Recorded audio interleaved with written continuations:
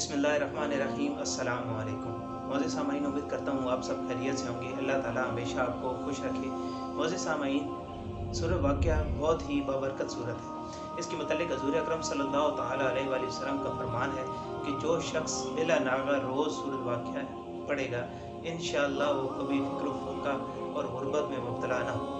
معزز سامعین، ایک اور حدیث میں ہے کہ حضرت ابن مسعود رضی اللہ تعالیٰ عنہ جب موت کے قریب تھے تو حضرت عثمان غنی رضی اللہ تعالیٰ عنہ ان کی عیادت کے لیے تشریف لے گئے اور ان سے کہا کہ میں تمہیں خزانے میں سے اگر کچھ مال دوں تو کیسا ہے؟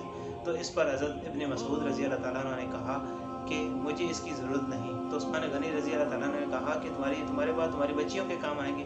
تو انہوں نے کہا کہ میری بچیوں کے فکر و فاقہ کے بارے میں آپ نہ ڈرو، کیونکہ میں نے انہیں بتایا ہوا ہے کہ ہر رات عشاء کی نماز کے بعد سورہ واقعہ لازمی پڑھا کرو، کیونکہ میں نے حضور اکرم صلی اللہ تعالیٰ علیہ وآلہ وسلم کو یہ خود فرماتے ہوئے سنا ہے کہ جو شخص بلا ناغہ عشاء کی نماز کے بعد سورہ واقعہ پڑھے گا تو وہ کبھی فکر و فاقہ میں مبتلا نہ ہوگا۔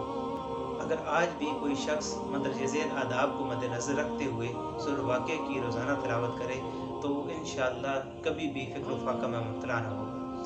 نمبر 1 کہ سورہ واقعہ کو صحیح تلفظ کے ساتھ پڑھے۔ اگر پڑھنا نہیں آتا تو کسی قاری سے پہلے صحیح تلفظ سے پڑھنا سیکھ لے۔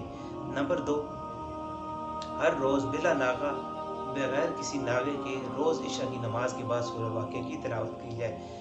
نمبر 3، صدقے دل اور خلوص کے ساتھ روزانہ اس کی تلاوت کی جائے اور اس بات پہ یقین رکھا جائے کہ اللہ تعالیٰ مجھے ضرور انشاءاللہ خوشحالی کی زندگی عطا کریں گے، کیونکہ رسول اکرم صلی اللہ تعالیٰ علیہ وآلہ وسلم نے ارشاد فرمایا ہے کہ جو شخص عشاء کی نماز کے بعد روزانہ سورہ واقعہ تلاوت کرے گا تو وہ کبھی فکر و فاقہ اور مصائب میں مبتلا نہیں ہوگا۔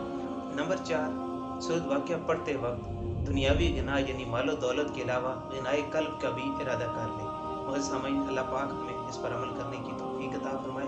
جو شخص بھی چاہتا ہے کہ وہ غربت اور مفلسی سے بچا رہے تو اسے چاہیے کہ وہ عشاء کی نماز کے بعد سورہ واقعہ کی تلاوت کرے۔ آج کی ویڈیو اگر آپ کو پسند آئی ہے تو اس کو لائک کریں اور دوسروں کے ساتھ شیئر کریں، اور ایسی ویڈیوز کے لیے ہمارے چینل کو سبسکرائب کریں۔ ملتے ہیں نیکسٹ ویڈیو میں، تب تک کے لیے اپنا اور اپنے ارد گرد کے لوگوں کا بہت سارا خیال رکھیں۔ اللہ حافظ۔